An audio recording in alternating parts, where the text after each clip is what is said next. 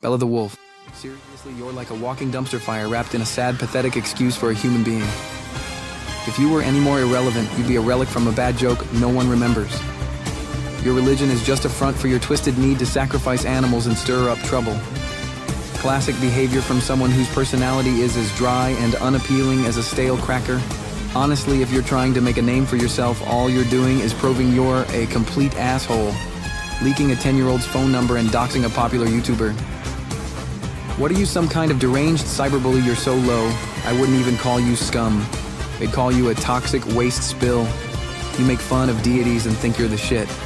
But the reality is you're about as divine as a moldy piece of bread.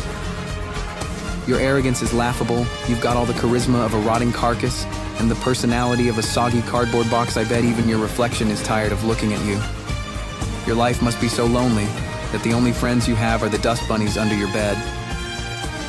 If you were a character in a video game, your stats would be so low that even the game's developers would feel sorry for you. The way you throw around insults, you probably think it makes you look cool, but it's just a desperate attempt to get attention. Too bad. It only shows how pathetic you really are. You're so far off the radar of relevance that even a shadow wouldn't bother following you.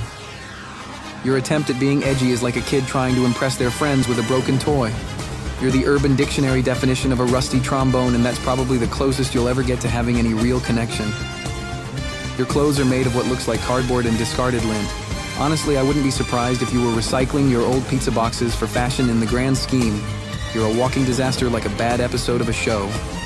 No one cares about your single lonely, and your existence is as useful as a screen door on a submarine.